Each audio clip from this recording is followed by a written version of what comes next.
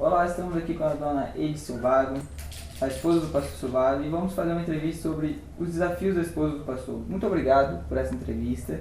Eu gostaria de começar perguntando quais são, na sua visão, os maiores desafios da esposa do pastor? Olha, é muito difícil viver na vitrine. Então eu acho que o primeiro desafio é saber separar a vida da igreja da vida da família.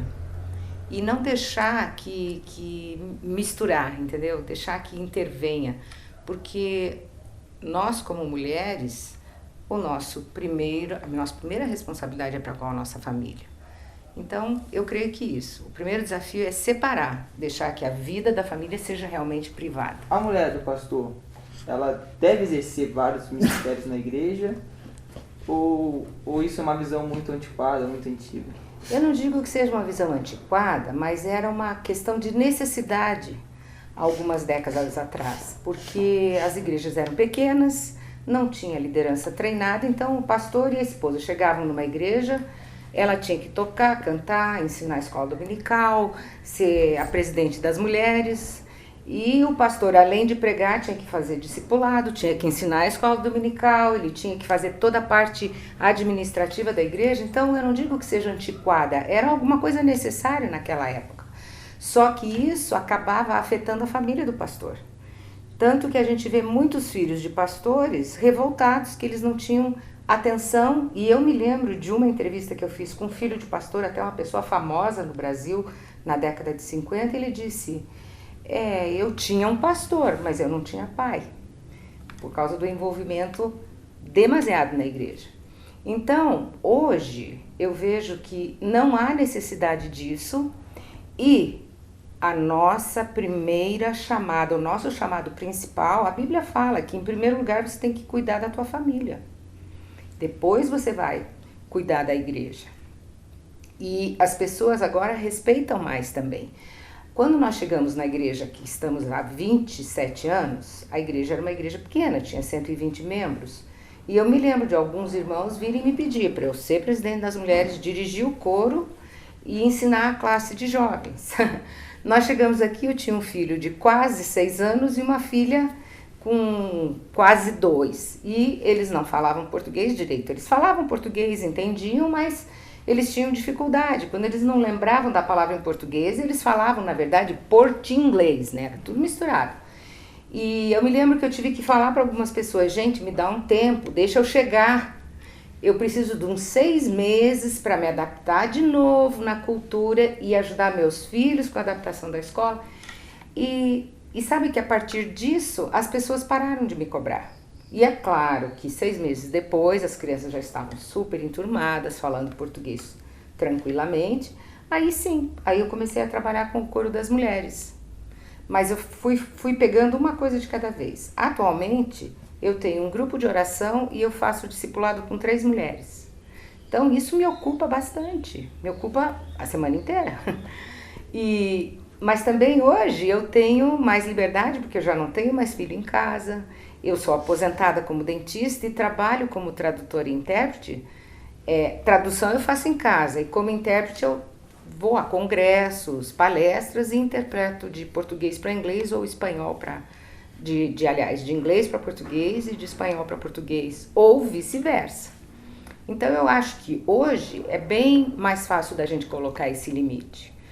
E mesmo as esposas de pastores, elas estão conversando mais umas com as outras, trocando mais ideias, porque infelizmente, sabe, às vezes não é a igreja que cobra, é o próprio pastor que cobra da esposa.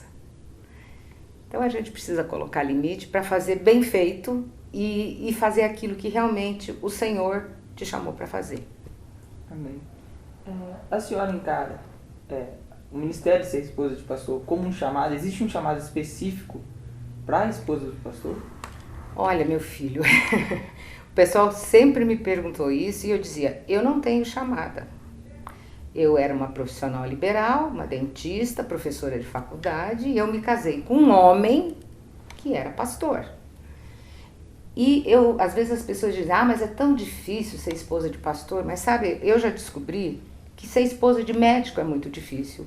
Ser esposa de advogado é muito difícil. Ser esposa de político é muito difícil. Figura pública, toda e qualquer figura pública é complicado para a esposa. Então, quando eu me lembro disso, eu fico mais tranquila com relação a ser esposa de pastor. Que eu acho que a pessoa precisa ser crente, ter um relacionamento significativo com Jesus, caminhar com Ele, e independente se o marido é pastor ou não, eu ser uma missionária aonde eu estiver. Então, eu acho que não é um chamado especial. É um chamado para ser esposa, companheira de um homem que por acaso é pastor. A gente sabe o quão complicado e muitas vezes a pressão que o pastor sofre no ministério. Quais as características que uma mulher que será esposa do pastor, ela deve ter ou almejar ter para conseguir dar esse suporte que o marido tanto vai precisar por causa da pressão que ele vai sofrer, é uma pessoa visada. Então, na sua visão, quais são as características que uma esposa ou futura esposa de pastor deve almejar ter para conseguir lidar com isso? O que eu falei agora, quando eu te respondi a outra pergunta, eu acho que o principal é ter esse relacionamento significativo com Jesus. É muito diferente você nascer num lar cristão, você ser criada na igreja e você ter esse relacionamento pessoal. Eu já estava com 20 anos quando eu entendi a diferença entre ser religiosa e ter esse relacionamento pessoal com Jesus. E faz toda a diferença. É claro que isso é alguma coisa que tem que ser cultivada, você tem que se esforçar para isso, você tem que separar aquele tempo diário para oração, para leitura da Bíblia. Não vou dizer para você que eu faço todo dia, não. Com essa loucura que está aqui em casa com obra, sabe que 7h30 da manhã eles já estão batendo a campainha. É o meu horário de fazer a minha devocional. Eu não tenho conseguido fazer. Mas daí ontem à noite eu sentei e fiz dos 2 dias anteriores. E hoje eu levantei mais cedo, porque esse meu amigo cão aí me chamou para ir lá fora. Aí eu levantei mais cedo para soltar ele e consegui ter o meu período devocional de meia horinha antes dos rapazes chegarem. Eu acho que é daí que emana todo o treino, ou seja lá o que for, emanam todas as características necessárias para uma esposa de pastor, ou uma esposa de um médico, ou a esposa de um político, alguém que é visado, que está na frente, é uma pessoa pública, uma figura pública. Ela tem que ter zelo pelo esposo. Uma das coisas que a gente sempre teve muito cuidado foi, quando meu marido começava a atender mulheres no gabinete pastoral, conforme a situação, ele me chamava para eu ir junto. É aquela questão da aparência do mal. E hoje em dia, se eu não posso, ele tem um vidro na porta. Quando ele está estudando, ele coloca um papelão ali. Mas se ele está atendendo alguma mulher, ele tira o papelão, porque assim qualquer pessoa que passa no corredor vê que ele está atendendo uma mulher. Então, ter esse zelo, eu acho que é alguma coisa que a mulher tem que ter, tem que zelar por isso. E a questão do ciúme, todo mundo fala que ciúme é insegurança, né? E é complicado, porque o pastor muitas vezes ele separa, nós sempre separamos um dia da semana para ser o dia da família. E não é que inventava de tudo quanto é velhinho morrer na sexta-feira? A gente tava para ir no cinema com os meninos junto, ou tava para fazer um piquenique. A gente pegava os dois na escola e daí íamos para um parque, fazíamos um piquenique. Eu já levava roupa para eles, daí eles já jogavam bola com o pai, brincavam, ou a gente andava de bicicleta. Mas não é que acontecia no dia de folga dele alguém morrer na igreja. Ou alguma emergência assim que não dava para transferir, né?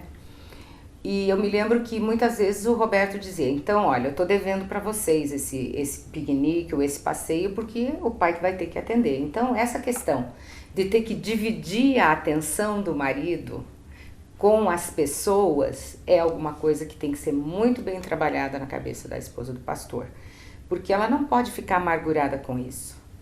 Ela precisa entender que ele precisa prestar socorro para aquela família que está carente. Eu me lembro uma vez que houve um acidente muito feio com uma família da igreja. E o Roberto teve que ir lá na Polícia Rodoviária Federal para trazer um deles que não estava tão machucado, para avisar a família. E E ele se envolveu o dia inteiro com esse acidente.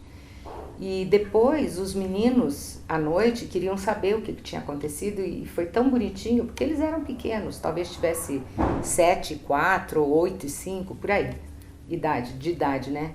E eles orando de noite, agradecendo que o pai pôde ajudar e pedindo pela cura daquelas pessoas que estavam no hospital. Então, essa conversa também com os filhos é muito, muito importante, porque é a mãe que vai fazer esse meio de campo. Explicar por que o papai não pôde fazer o piquenique, porque o papai foi atender alguém que estava sofrendo. E agora, também aconteceu uma vez de alguém ligar querendo que meu marido fizesse alguma coisa. E ele respondeu, nós todos na sala, né? Ele respondeu, olha, hoje eu não posso porque eu já tenho um compromisso. Aí quando ele desligou, o mais velho, o Fernando, perguntou, pai, que compromisso que você tem que você não pode ir, que você falou pro homem aí que você não pode ir? Daí o Roberto falou, compromisso com vocês. O que ele queria que eu fizesse pode esperar. E eu me lembro do sorriso, né?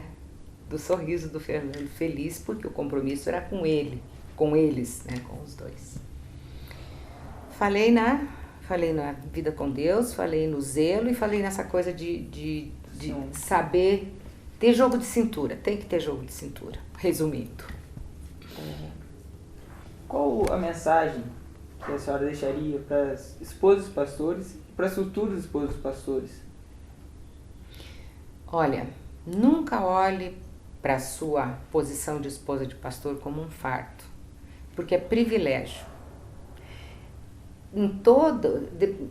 Se você se casar com alguém que é figura pública, vai ter algumas dificuldades, com certeza vão ter dificuldades.